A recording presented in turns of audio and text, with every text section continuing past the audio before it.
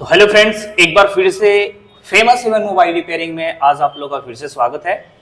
जैसे कि हम डेड बूट सीक्वेंस MT63CRB का बता रहे हैं और ये जो PMIC है यानी ये जो पावर आईसी है CRB MT6357, ये काफ़ी सारे डिवाइस मीन्स जैसे Oppo, Vivo, Samsung, Infinix, Motorola, Huawei, Redmi, काफ़ी सारे डिवाइस में लग करके ये आईसी आ रही है।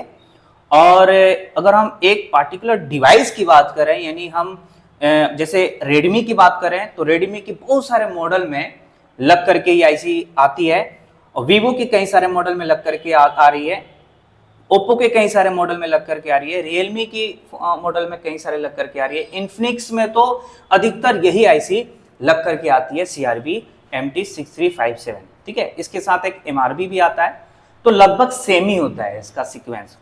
तो इसकी जो हम सीरीज बना रहे हैं यानी बहुत लोग जो है काफ़ी सारे जगह वो कोर्स भी कर चुके होते हैं या फिर वो धीरे धीरे यूट्यूब के द्वारा ही सीखते हैं, वो एफर्ट नहीं कर पाते हैं, तो मैं उनके लिए भी सारा हम सीक्वेंस स्टेप बाय स्टेप बना रहे हैं। और मेरा नाम शहजाद है और मैं जो है ना काफ़ी सारे 2-3 इंस्टीट्यूट में हम ट्रेनिंग दे चुका हूँ, जो कह सकते हैं इंडिया नंबर वन कहलाता है वो।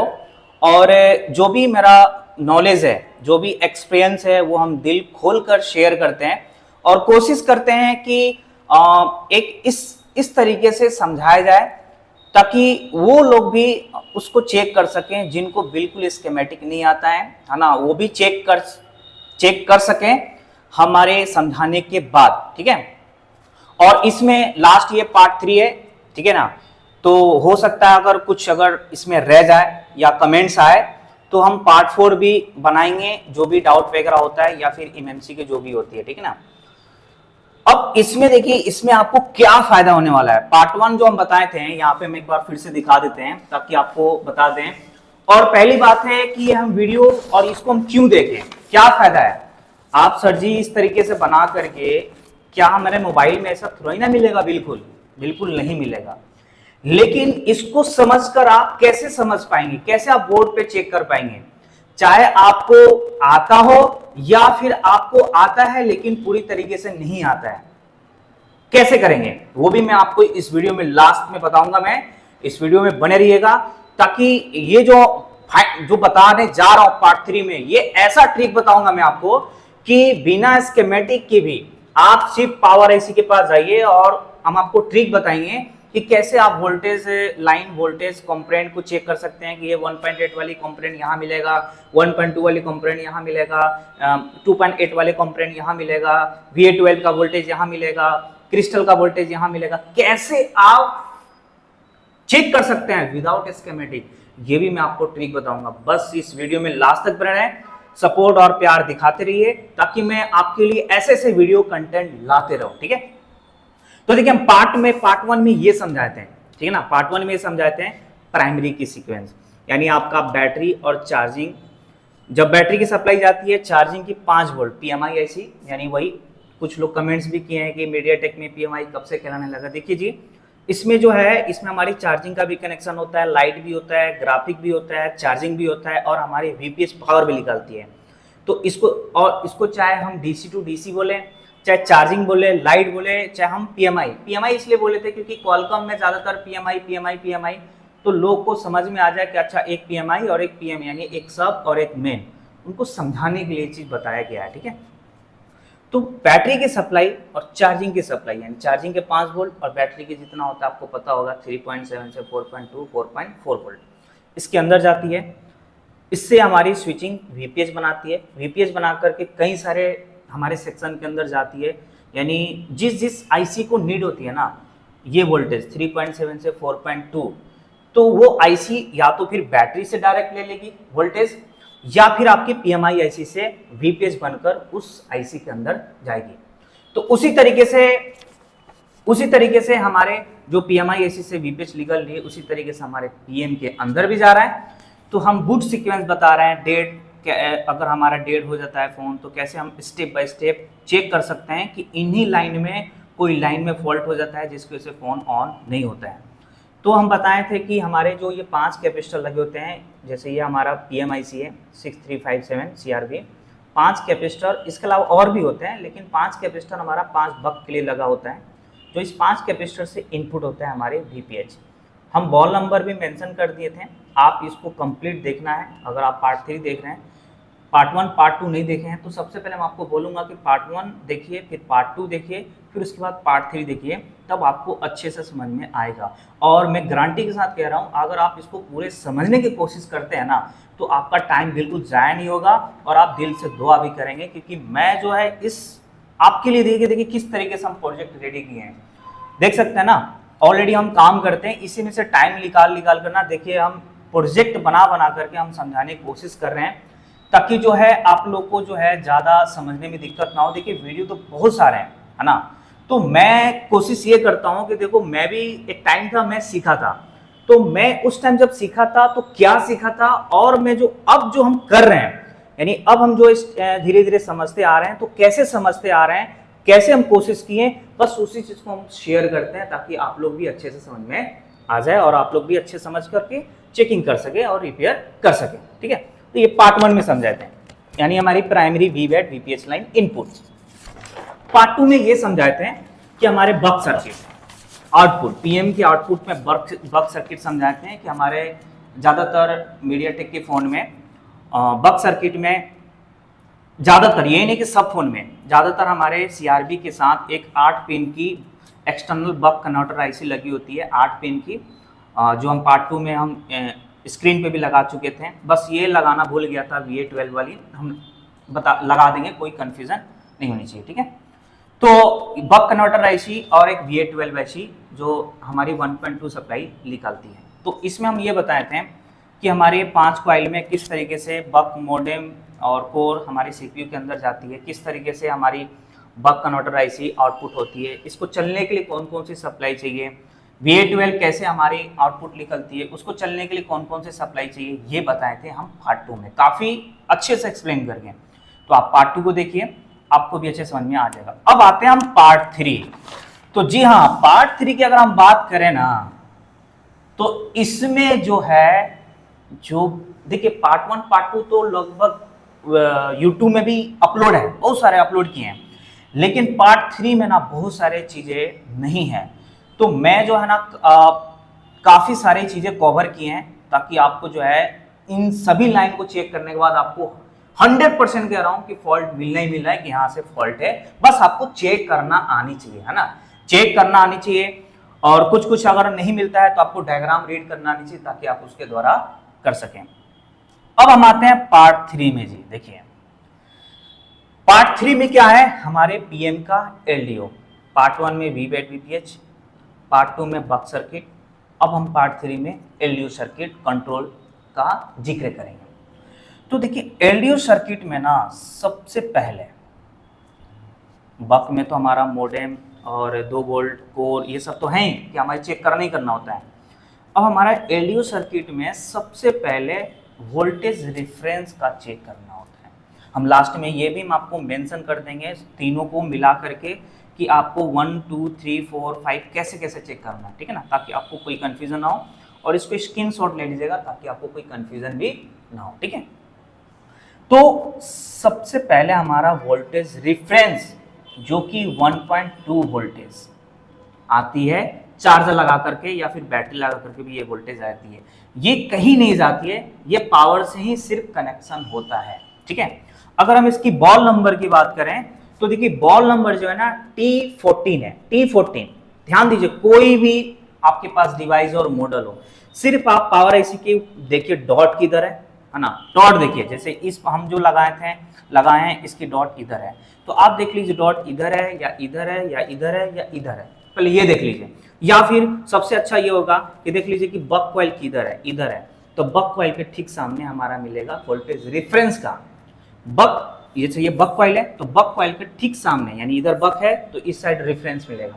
विदाउट स्कीमेटिक कैसे चेक करेंगे ये, तो आप इधर से काउंट करेंगे। हमने बताए थे कि काफ़ी सारी चीज़ें इसमें नहीं होता है, वो भी आप देख लीजिए, नहीं समझ में आया तो कौन कौन सा हमारे अल्फ़ाबेट में हाइड होता है।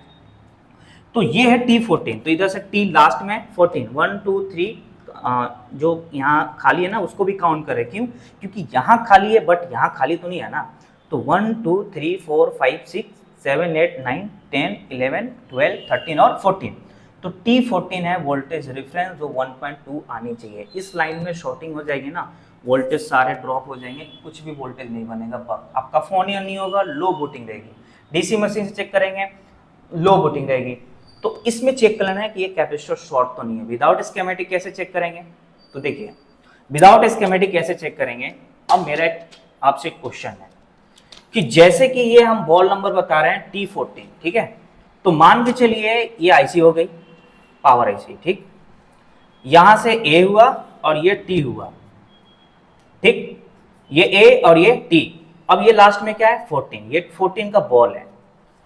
तो अब बताइए कि कंपनी वाले या फिर आप ही बताइए कि आपका अगर ये 2 कमरा है, ठीक, 2 कमरा है, तो इस कमरे में आपको बल्ब लगानी है, इस कमरे में लगानी है बल्ब, तो और जो मेन बोर्ड है ना वो यहां है, तो आप कनेक्शन कहां से करेंगे? एक यहां है और एक यहां है, बोर्ड है ये बोर्ड, ठीक है ना, यानी सप्लाई है यहाँ पे, पावर सप्लाई।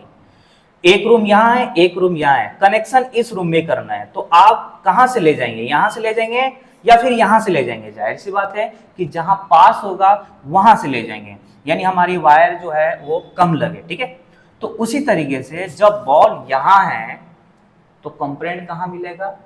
उसके पास ही मिलेगा। बस मैं कह रहा हूं ना, आपको डॉट पता नहीं चाहिए, डॉट किधर है, रेफरेंस कहां मिलेगा, बॉल नंबर, इसको स्क्रीनशॉट ले लीजिए, बस आपको देखना है रेफरेंस कितना है, T14। तो अब आप देख लीजिए डॉट इधर है यानी टी इधर लास्ट में आएगा, T14 इधर आएगा यानी कंपोनेंट यहां मिलेगा, क्योंकि हमारे जो है ना 98% एलडीओ, हर एलडीओ में एक एक कंपोनेंट लगा होता है, एक एक कैपेसिटर लगा होता है और उसके नियर बाई मिलेगा अधिकतर। तो ऐसे अगर आप करेंगे ना, तो मैं कह रहा हूँ ओवरऑल 70-80% विदाउट स्कीमेटिक को भी आप वोल्टेज चेक कर सकते हैं कि हमारी रेफरेंस का कैपेसिटर इसके नियर बाई मिलेगा, हमारे जो 1.8 वाले हैं वो इधर नियर बाई मिलेगा, ऐसे चेक कर सकते हैं, ठीक है। तो उसी तरीके से T14 का यहाँ है, तो यहाँ से वायरिंग जाएगी और इसी वायरिंग के आसपास कैपेसिटर लगा होता है पैरेलल में, तो हमारी सप्लाई भी है और ग्राउंड के भी बॉल होता है, हम बताए थे इससे पहले। तो इस तरीके से देख सकते हैं हमारी कनेक्शन है। कितनी वोल्टेज? 1.2, ठीक है। अब उसके बाद यहां लोग बाग जो है ना बहुत कम जा पाते हैं, ठीक है। अब उसके बाद हमारा होता है VRTC, ठीक है, VRTC। और बेसिक की अगर हम बात करें तो देखिए ऑन ऑफ स्विच और वॉल्यूम, ऑन ऑफ स्विच और वॉल्यूम में भी हमें चेक करना होता है। ऑन ऑफ स्विच पे मीडियाटेक में ध्यान दीजिएगा, ऑन ऑफ स्विच में मीडियाटेक के फोन में जितनी बैटरी के वोल्टेज होता है ना उतना ही आता है। तो हम देखें हैं 3.7 से वही 4.2 वोल्टेज ऑन ऑफ पे आता है और वॉल्यूम डाउन पे आनी चाहिए 1.7 से 1.8 वोल्ट वॉल्यूम डाउन। ये दो हमारा चेक कर लेना है, ठीक है, वॉल्यूम डाउन बैटरी लगाकर चेक कर लेना है कि हमारी ये 2 वोल्टेज आ रहा है या नहीं आ रहा है, ठीक है। ये चीज़ तो आपको देखना ही देखना है, क्योंकि ये चीज़ हम ना पार्ट 1 पार्ट 2 में ये नहीं था, क्योंकि ये तो लगभग सभी लोग चेक कर ही लेते हैं, ठीक है ना। ऑन ऑफ स्विच और वॉल्यूम डाउन में आपको ये चेक करना ही करना है। उसके बाद आपको रेफरेंस चेक करना है।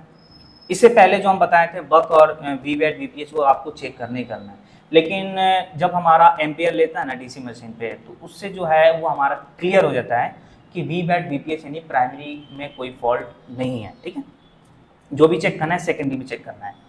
तो वोल्टेज रिफरेंस के बाद होता है VRTC, जो कि ये इसमें भी हमें चेक करना होता है 2.8 वोल्ट, ठीक है, 2.8 वोल्टेज चेक करना होता है। अब देखिए अब ये इसकी कहाँ मिलेगा कंपोनेंट, तो जाहिर सी बात है बॉल नंबर कितना है R12। अब देख लीजिए R किधर है, इधर है, तो 12 के पास ही मिलेगा, समझ गए ना, यानी उसके नियर बाई मिलेगा। मैं आपको ऊपर हम स्क्रीन शॉट भी लगा देंगे अलग अलग डिवाइस का, और मैं वहाँ पे आपको डूडल भी कर देंगे ताकि आपको क्लियर हो जाए कि वाकई में हम इस तरीके से समझने की कोशिश करें तो वाकई में हम कर सकते हैं विदाउट डायग्राम भी, बस थोड़ी दिक्कत होगी, है ना, उतना भी दिक्कत नहीं होगी, लेकिन पहले से तो बेटर हो जाएगा ना। पहले तो बिल्कुल जानते ही नहीं थे, लेकिन इसको देखने के बाद, सर को समझाने के बाद हम इतना समझ गए हैं कि जहां बॉल होती है उसके नियर बाई कंपोनेंट अधिकतर लगा होता है, यानी ज्यादातर लगा होता है, तो क्यों ना वहां चेक कर लें। बस उसके लिए हमें बॉल नंबर पता नहीं चाहिए। बॉल नंबर कैसे पता चलेगा? इतनी जल्दी याद नहीं होगी, तो हम क्या करेंगे, इसकी स्क्रीनशॉट ले लेंगे और फटाफट R12 T14 ये जो भी है हम चेक कर लेंगे, कहाँ मिलेगा बॉल, उसके नियर बाई हम चेक कर लेंगे। तो VRTC पे 2.8 इस लाइन में भी शॉर्टिंग हो जाएगी, वोल्टेज ड्रॉप बनेगा नहीं, लो बूटिंग रहेगा, ठीक है। VRTC रियल टाइम क्लॉक के लिए होता है। तीसरी अगर हम बात करें तो वोल्टेज क्रिस्टल, यानी हमारा VXO जो बॉल नंबर है T4 2.2 वोल्टेज, ये सब चार्जर लगा करके आपको चेक करना होता है। 2.2 वोल्ट T4 के बॉल से कनेक्शन होता है, इसकी भी लाइन कहीं नहीं जाएगी। एक कैपेसिटर यहाँ लगा है, इस कैपेसिटर पे आपको चेक करना है 2.2 वोल्टेज बन रही है या नहीं बन रही है, T4। अब T4 कहाँ मिलेगा आपको पता होगा, T के लाइन में 4 पे आना है ताकि आपको अच्छे समझ में आ जाए।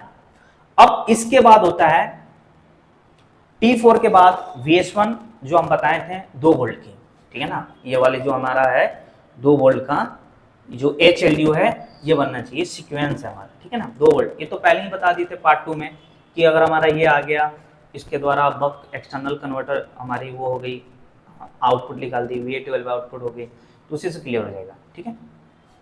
वोल्टेज रेफरेंस, VRTC, VXO, ये अभी हमने 3 बताए, इससे पहले पार्ट 2 में हम जिक्र कर देते हैं 2 वोल्ट का, ठीक है। वो ऑन ऑफ स्विच और वॉल्यूम डाउन में भी आपको चेक करना होता है। अब इसके बाद अगर हम बात करें तो इसके बाद होता है EXT PMIC Enable 2, यानी इसके बाद जो है ना हमारी VF12 के लिए एक हमारी PMIC सिग्नल जाएगी, इनेबल करेगी इस आईसी को, ठीक है ना। तो अगर इस लाइन में देखिए कोई कंपनी नहीं लगा है, ये डायरेक्ट जा रहा है। अब कितने नंबर बॉल पे जा रहा है आप यहाँ पे देख सकते हैं, ये जो है N की लाइन में, तो ये हो गया हमारा N1 N2 N3 N4 N5 है, ठीक है ना, यहाँ पे हम लिख देते हैं N5।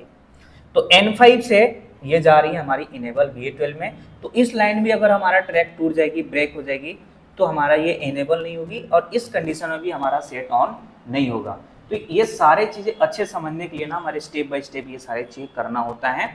और बहुत लोग देखिए कमेंट्स भी करेंगे सर इतना डीप जाने की क्या ज़रूरत है, तो देखिए भाई फ़ोन आपसे कह के नहीं आएगा कि मैं कहाँ से डेड हो गया हूँ, मैं कहीं से भी हो सकता है, ठीक है ना, कहीं से भी हो सकता है। तो आपको जो है जो नॉर्मली जो आप चेक करते हैं उससे हो गया तो ठीक है, नहीं हुआ तब उसके बाद का ये सब है चेक करना, ठीक है ना। उसके बाद हमारा होता है ये जो हो गया इसको इनेबल कर रही है। उसके बाद हमारा होता है 1.8 VIO जो काफी इंपॉर्टेंट होता है। ये वोल्टेज ऑलवेज वोल्टेज होता है, जैसे आप चार्जर लगाओगे, बैटरी लगाओगे तो ये वोल्टेज बन जाएगी 1.8 वोल्ट। और ये वोल्टेज जो है ना काफी सारे सेक्शन के अंदर जाती है, काफी सारे सेक्शन के अंदर, जैसे हमारे टच के लिए, ग्राफिक के लिए, नेटवर्क के लिए, CPU में, MMC में, पावर में, फ्लैश लाइट, काफी सारे कह सकते हैं कि बहुत सारे चीज को ये नीड होती है 1.8 वोल्टेज। तो मीडियाटेक में हमने एक देखा, मैंने ज्यादातर हमने प्रॉब्लम से फेस भी किए हैं कि जब हम शील्ड को निकालते हैं ना, तो शील्ड को निकालने के दौरान कई बार फोन डेड हो जाता है मीडियाटेक में। तो वो डेड होने का जो रीजन है ना वो ये है कि जब हमारी जो 1.8 निकल रही है कितने बॉल नंबर से, B17।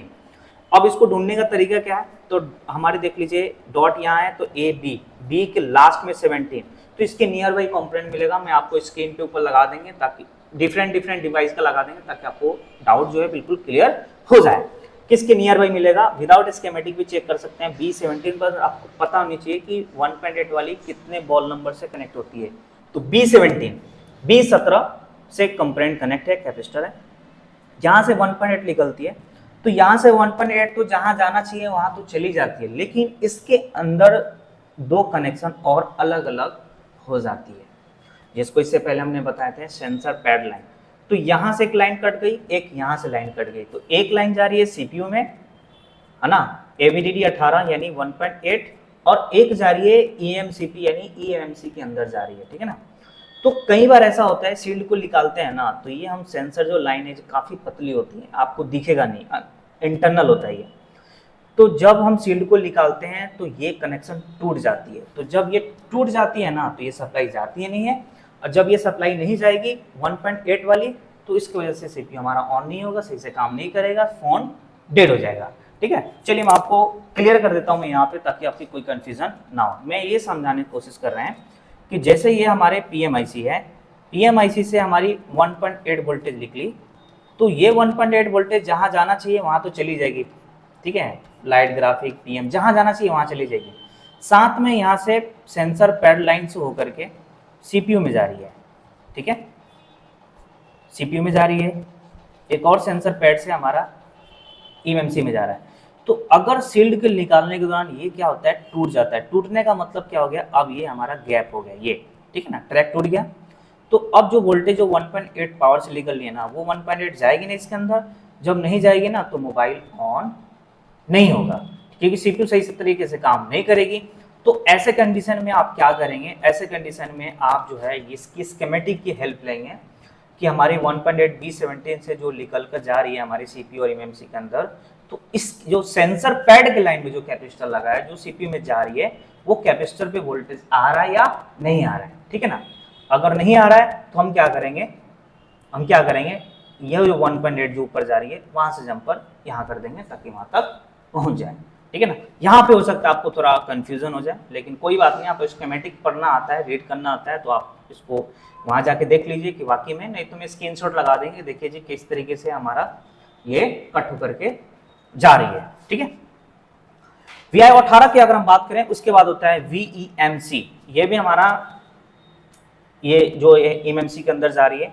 तो हम कोशिश ये करूंगा, यानी एमएमसी के जितनी भी हमारी वोल्टेज होता है, VCC, VCC-Q, VDD, VDD-Q, VDD-1, VDD-2, काफी सारे वोल्टेज होते हैं, तो उसका एक हम एमएमसी का ना अलग ही रख लो तो ज्यादा बेटर होगा। तो ये एमएमसी की जा रही है, इसके हम अभी ज्यादा नहीं चर्चा करेंगे कि एमएमसी का हम चैप्टर बिल्कुल अलग कर देंगे। VIO 28 होता है 2.8, इस लाइन में भी कोई शॉर्टिंग नहीं होनी चाहिए। बॉल नंबर की बात करें तो यहाँ पे आप देख सकते हैं कितने हैं, कितने हैं 15, तो K15 में 2.8 वोल्ट, इसके लाइन में जो भी कंपोनेंट लगा होगा, कैपेसिटर लगा होगा, उस पे आपको चेक लेना है 2.8 वोल्टेज आ रहा नहीं आ रहा है, यानी पीएम के सारा आसपास ही कंपोनेंट मिल जाएगा, ठीक है। अब इसमें इसके अलावा जो है ना और जो फॉल्ट आती है, यानी इसके बाद जो स्टेप होता है 2.8 के बाद VD रैम और VUSB। VD रैम जो सीपीयू में भी जाती है और एमएमसी के अंदर भी जाती है, जैसे आप यहाँ पे देख सकते हैं G16 के बॉल नंबर है, सॉरी H17 के बॉल नंबर है, ये है H की लाइन में लास्ट में 17, H17 से ये निकल रही है बॉल नंबर से, और ये जो सप्लाई है 1.3 1.4 ये आ जाएगी चार्जर लगाने के बाद, ठीक है ना। अब मैं यहाँ पे आपको हम क्लियर कर दूं कि देखिए स्कीमेटिक में जो है ना उसमें वोल्टेज मेंशन रहता तो है, लेकिन ये नहीं बताता है कि ये वोल्टेज भाई साहब कब आएगी, चार्जर लगाने के बाद आ जाएगी या सेट ऑन होने के बाद आएगी या सिर्फ बैटरी लगाने के बाद आ जाएगी, ये स्कीमेटिक में नहीं होता है। यही आपको अच्छे से समझना है कि कौन सी वोल्टेज जो है ना चार्जर लगाने के बाद आती है और कौन सी वोल्टेज सेट ऑन होने के बाद आती है, ठीक। तो ये वोल्टेज है चार्जर लगाने के बाद, यानी आपको डेढ़ में ही चेक करना है चार्जर लगाकर कि ये वोल्टेज बन रही है या नहीं बन रही है। अगर नहीं बन रही है तो इसका मतलब निकाल कौन रही है, पावर ऐसी, ठीक है ना। तो अब निकाल क्यों नहीं रही है, यानी निकलने का क्या रीजन है, क्या इस लाइन में शॉर्टिंग है, नहीं है, तो नहीं है तो फिर पावर का फॉल्ट है। अगर शॉर्टिंग है तो वोल्टेज ड्रॉप हो जाएगी, फिर आप शॉर्टिंग निकालोगे, ठीक है। तो ये चीज हमें चेक करना होता है VD रैम। अब VD रैम के बाद जो होता है ना, जो काफी कॉमन फॉल्ट होता है, और इसको इसके बाद वाले जो लाइन है ये बहुत लोग यूट्यूब जो हैं टेक्नीशियन भाई लोग वो शॉर्ट करके भी इसको रिपेयर किए हैं, वो होता है VUSB 3 वोल्ट का, जो ये आप देख सकते हैं जो CPU से कनेक्शन है। तो ये हमारा निकल रहा है J14 के बॉल नंबर से VUSB, और ये जा रही है CPU के कितने नंबर और पे, B28, क्योंकि ये यहाँ डॉट है तो यहाँ से डॉट है, तो A और B में कितना 28, तो यहाँ से आ जाएंगे 24 28 लास्ट है, तो B28 के बॉल नंबर पे जा रही है, यानी आपका बॉल नंबर यहाँ रहेगा, लेकिन मैं ऐसे समझा दिया ताकि आपको कोई कंफ्यूजन ना हो, ठीक है ना। VUSB, तो इस पे भी आपको चार्जर लगा कर लेना है ना, 3 वोल्ट चेक कर लेना है। अगर ये भी वोल्टेज नहीं बनेगी ना, आपका मोबाइल ऑन नहीं होगा, और आपका जो बूट रहेगा डीसी मशीन पे जो करंट दिखाएगा वो 30 40 45 25 30 इस तरीके से दिखाएगा, और छोड़ देने के बाद 0 हो जाएगा, ठीक है, ठीक है। तो VUSB भी आपको चेक लेना। अब लास्ट जो इसके बाद जो होता है हमारी फाइनली LDO के बाद हमारी कंट्रोल चालू हो जाती है, ठीक है ना।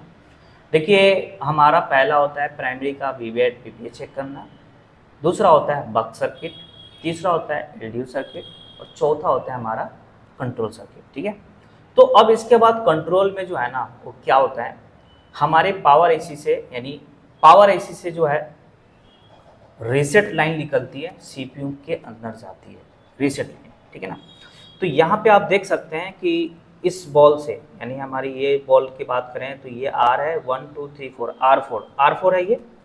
ठीक है, R4 ये हाँ, तो ये बॉल से हमारी रीसेट 1.8, ये भी चार्ज लगा के चेक करेंगे तो 1.8 वोल्टेज बन जाती है।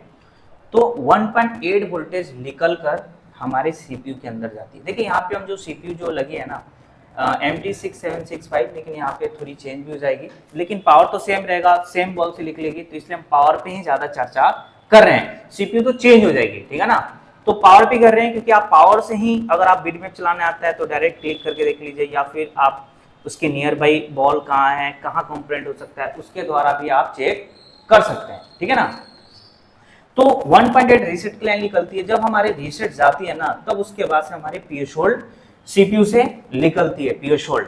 तो आपको मीडियाटेक के फोन में अगर आप स्कीमेटिक में देखेंगे तो वॉचडॉग के नाम से मिलेगा और क्वालकॉम में पीएस होल्ड के नाम से मिलेगा। तो इस पर भी आपको 1.8 वोल्टेज चेक करना है।